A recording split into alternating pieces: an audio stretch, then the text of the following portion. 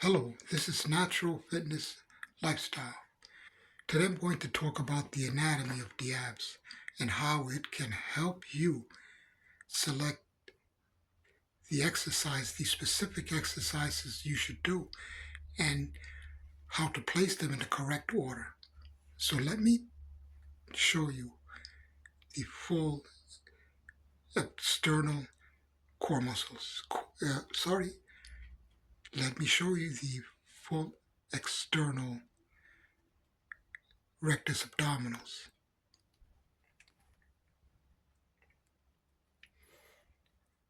Some call these the upper abdominals, but in reality, all the abdominals are one unit.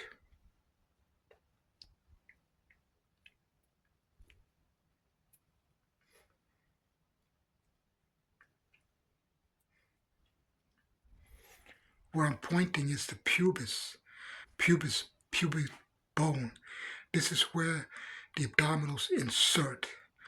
Like all muscles, the muscle pulls on the insertion point. It pulls the joint where it is attached at the insertion point.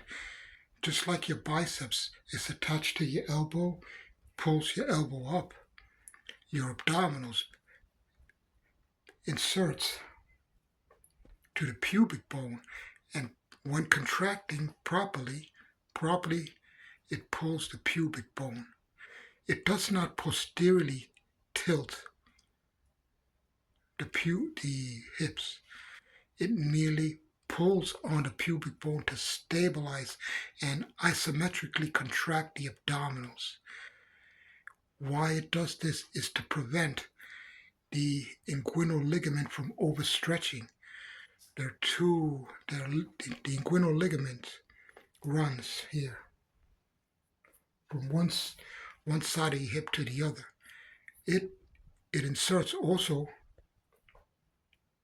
right there around the navel.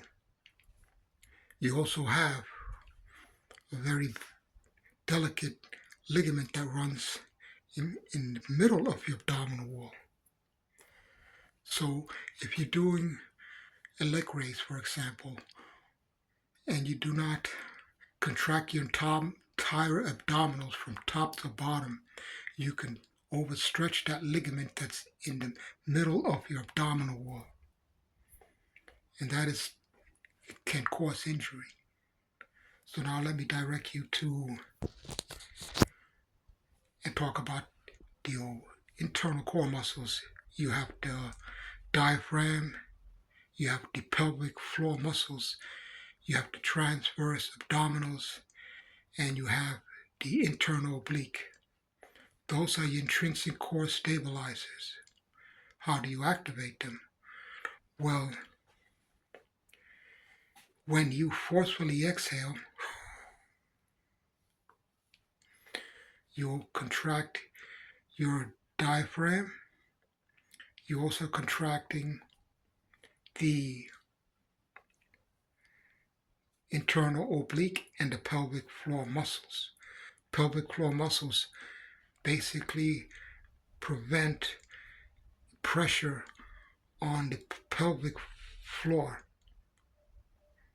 Pelvic floor protects your internal organs, contains it, and protects your internal organs from pushing down into the pelvis. So now I kind of skipped the external obliques, which was part of the external abdominal muscles, and I also skipped out the quadratus lumborum. But let me talk about the external oblique. The external oblique runs in is shaped like a triangle.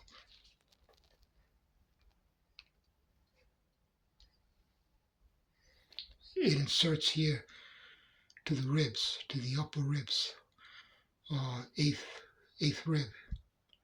That's the external oblique.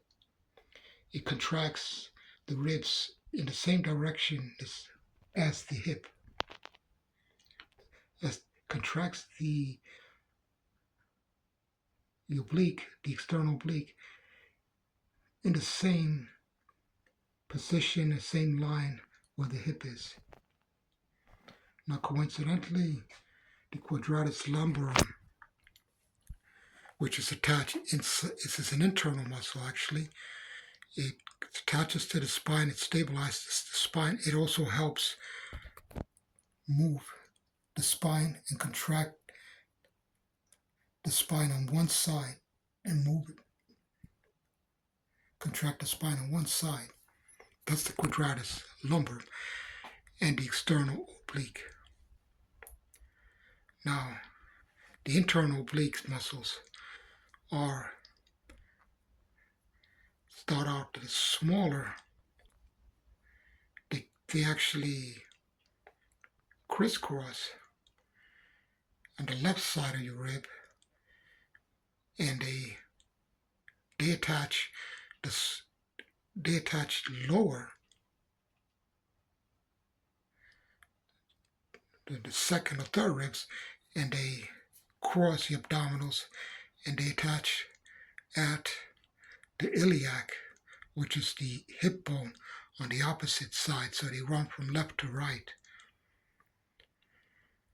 They help contract the spine forward, but also help in rotating the rib cage to the opposite side. That's the function of the internal oblique. Now all these muscles attach, guess where? They converge right there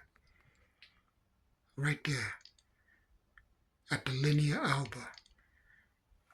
And this is very important because when all the internal and external core muscles contract, they do so statically.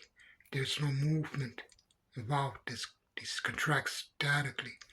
But in order for that to happen, you must be breathing through the nostril. And the reason that to breathe through the nostril is very important while doing abdominals is because if you do not breathe through the nostril, you will tighten your neck muscles, which is an instinctive reaction. Tightening the neck muscles will contract all the muscles, the sternocleidomastoid muscles, the upper pectorals, and will not allow you full contraction. So you have to, full contraction of the abdominals can only be achieved if you're relaxing your neck muscles and your pectoral minor muscles. And in order to achieve that, you have to inhale through the nostril. And when you're doing so, that is the only way you could draw in your belly button and contract all the muscles of the core, because they converge at here. In order to draw in the belly button, you have to breathe, inhale through the nostril,